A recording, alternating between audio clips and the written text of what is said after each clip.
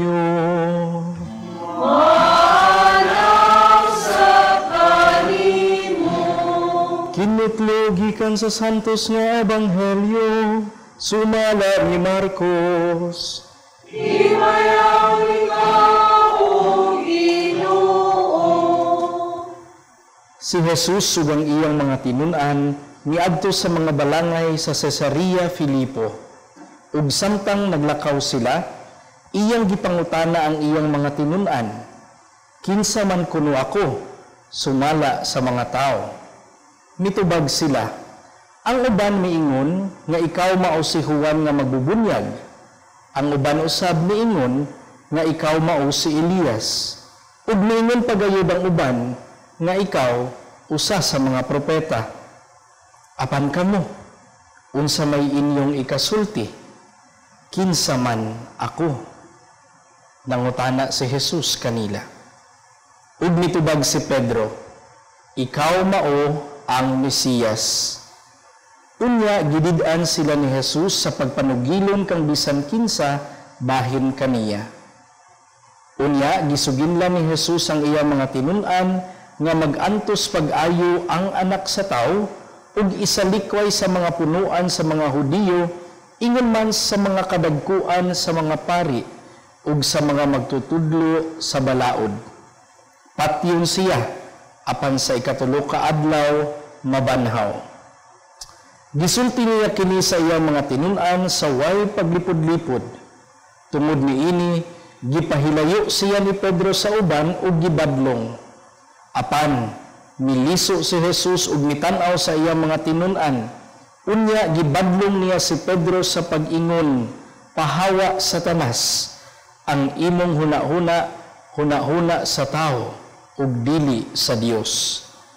Unya gitawag ni Jesus ang katawhan ug ang iyang mga tinun-an ug miingon siya kanila, kun buot ang usa ka tawo mahimo nga akong tinun-an, kinahanglan kalimtan niya ang iyang kaugalingon, pasano niya ang iyang krus, ug mosunod siya kanako.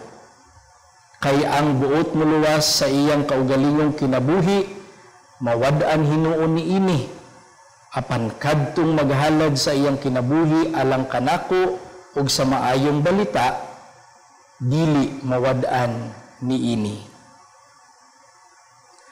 Ang Ebanghelyo sa Ginoo. Dayon ikaw, O Kristo.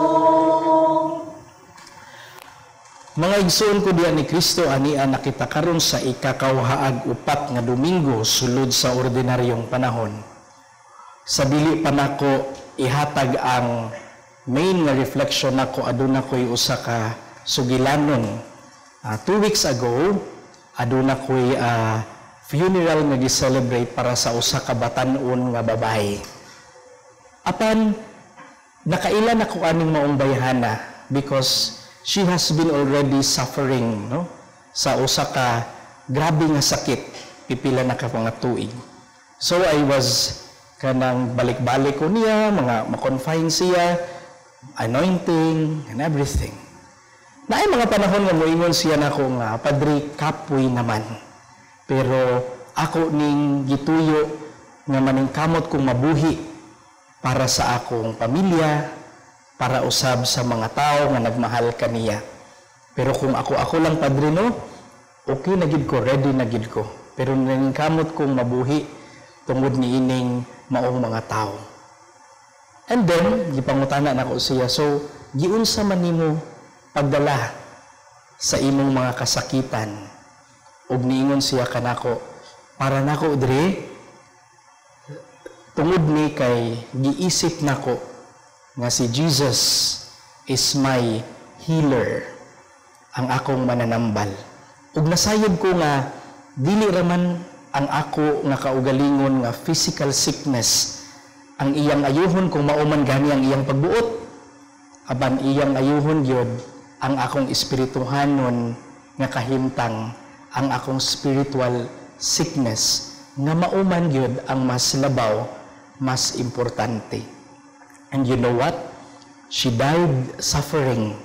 Apan tanan niya mga pag-antos, iyang gihalad ngadto sa Dios bisan sa iyang kabatanon. Mga igsuon ko diha ni Kristo, nakita sa maong babae ang iyang purpose sa kinabuhi, taliwala sa mga kasakit, sa mga struggles nga iyang giantos. Na ay mga sugilanon karong mga panahona sa kalibutan nga we should all focus on what is positive, on our well-being, on flourishing, no, kanatanan, good vibes, ingon ana. Pero sayod ta nga, dili ra man mao ang realidad. Usa sa mga realidad nga kinahanglan natong atubangon, mao ang realidad sa pag-antos, ang realidad sa kasakitan, ang realidad sa mga frustrations, ang realidad sa mga disappointments and struggles in life. Muna mga igsuon, taliwala ni anang maong mga realidad, makita pa maghihapon nato ang Ginoo. Or maningkamot ba ta nga makita, mabati ang presensya sa Ginoo sa atong kinabuhi. Ako nang giingon gininyo kay ang atong ebanghelyo nagsugilanon man kanato mahitungod sa tawag ni San Pedro ug ang pangutana ni Jesus kaniya, alang kanimo kinsa ako? Nindot kayo na nga ipangutana sa itong kaugalingon. Who am I to you? Para nimo, sa imong kahimdang karon, kinsa man si Jesus? Makatubag ka ni ana? Kung makatubag ka ni ana, mas dali nimo ma-find, makitaan ang imong purpose sa imong kinabuhi. Muna mga igsoon ko diya ni Kristo, nindot pa malambungan kining maong pangutana. Are we only finding God kung kita malipay? Are we only finding God kung hayahay ang kahimtang sa atong kinabuhi? Or ang Ginoo, kalimtan lang nato kung aduna tay mga kalisod. Ang Ginoo, kalimtan lang nato kung aduna tay gibati nga kasakitan. Malimtan na nato ang Ginoo because of that. Kana ba? Maunay atong experience karong mga panahona. Mga igsoon ko diyan ni Kristo, ang atong ebanghelyo, ang lugar, no, the location of the gospel was in Caesarea Philippi, Caesarea Philippo. Kay ba mo unsa ng Caesarea Philippo? Usa na ka location nga pagan. It's a pagan territory. Daghan nga mga templo sa mga pagano, sa mga Diyos-Diyos nga gihimo ni ana. Apan si Jesus nagpadayag og nangutana, no, kang Pedro og iyang gitukod ang simbahan sa usa ka pagan territory, telling us, no, pagpamatuod nga si Jesus maghari bisag asa. Ug ang iyang challenge, no, ang iyang challenge kanatong tanan nga atong mabati ang kaning maong presensya paghari sa Dios sa bisan unsa natong estado sa kinabuhi. Because for all you know, Caesarea Philippi, no, ang Caesarea Philippi, usa ni siya out of the comfort zone. Kung ang mga apostoles o ba ni Kristo tingalig gikiwawan sila adtong lugar kay dili man to ilahang teritoryo. Naaman sila sa usa ka pagan territory.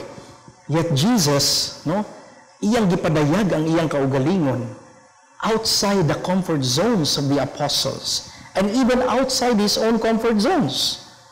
Pagpasabot nato nga bisag wala ta sa atong comfort zone, mabati gihapon unta nato ang presensya sa Dios. Ug kung mabati na nato ang presensya sa Dios, makabuhat gyud ta sa atong misyon, sa atong kinabuhi.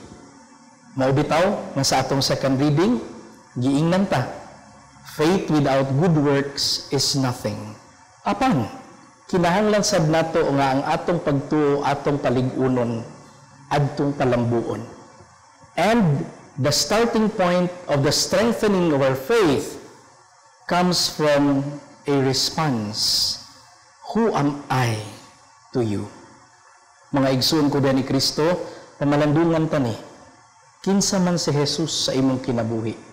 Kung ang maong batan-ong babae sa atong sugilanon kaganiha nakaingon Jesus is my healer, and because of that ang iyang purpose, pinaagi sa akong mga kasakitan, mauni ang akong misyon, ang pag-antos ni ini, isip pag-ampo ngadtos ubang mga tao.